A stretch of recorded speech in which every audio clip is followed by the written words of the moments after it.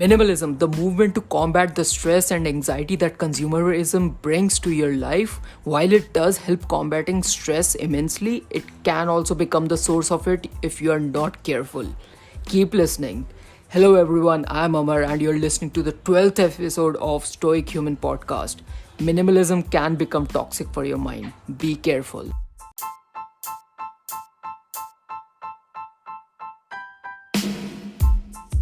The underlying principle of minimalism is that stuff does not equal happiness.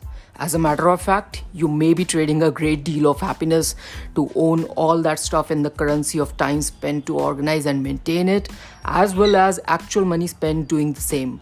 So only keep the things that spark joy. I started following minimalism in late 2017 and I went all in. From reading posts on subreddit of minimalism day and night, although not contributing much because I knew nothing, and to watch and listen other minimalists on YouTube and podcasts, especially of Matt Diavella and the minimalists. I started using minimalism techniques like going through 90 days of minimalism, which soon enough became an essential part of my method of doing detox. You will find the link to the podcast in which I've talked about how I went through dopamine detox in the description. Eventually, I became more aware about my usage of everything, whether it was my wardrobe, my gadgets, apps, or skin hair care products. I was surprised that it was actually reducing my stress. Take a moment to just imagine your daily routine. What are the few things that you think about every day which aren't really benefiting you in any way, but you have to make decisions about them every day? Deciding what clothes to wear and selecting and stressing about all the clothes that you own isn't helping you in anything. Maybe if you are good at styling, then a fake elevation in public perception is what you're getting. I used fake because if other aspects of your life are in a mess and people think highly of you, well, then it is a fake perception. Anyway, even taking care of your car, watering all the dozens of plants that you have or otherwise they would die can be extremely stressful collectively. Individually, they might seem like a small decision that you have to make every day, but little by little that is causing you to have decision fatigue, which I'll talk about in a episode later. But eliminating all of that stressful decision making feels liberating and immensely reduces the stress throughout the day. You might be wondering, so if it is so helpful or reducing your stress, then how can it be so toxic for your mind?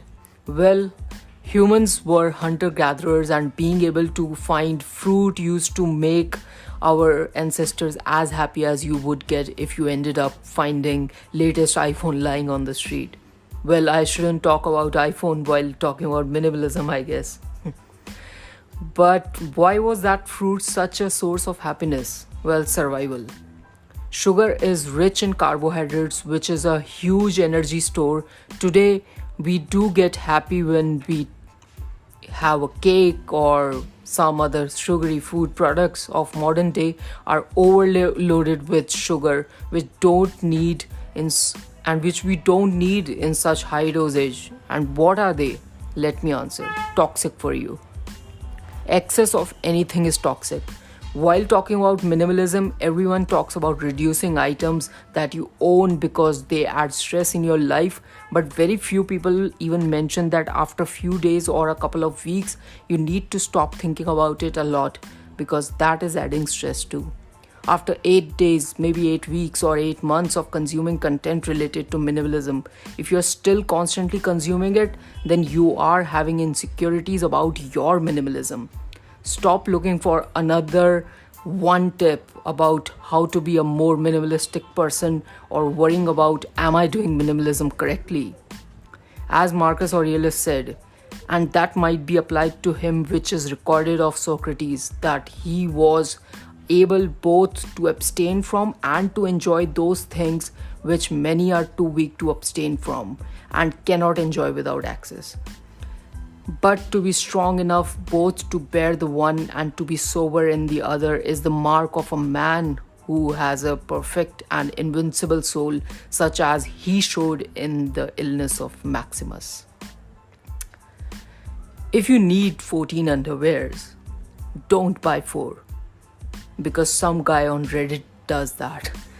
Maybe he does laundry every other day, or maybe he's a filthy person.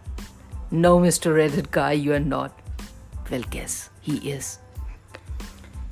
Anyway, your questions regarding whether you should do this or that from other random people who are facing the same problem as you shows that you are looking for validation from other minimalists.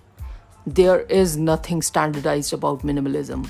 I believe once you have incorporated the basics of minimalism in your life, you should do with minimalism related content whatever you do it with other physical items. Well, that's it for this week. I would love it if you could follow this podcast, because there's amazing content coming your way every Friday, and check out our written content on stoichuman.com. Follow us on Instagram to get your daily dose of stoic wisdom. The username is stoichuman.com. It is DOTCOM, stoichuman.com. Subscribe to us, our YouTube channel, which is Stoic Human Podcast. Bye and stay safe.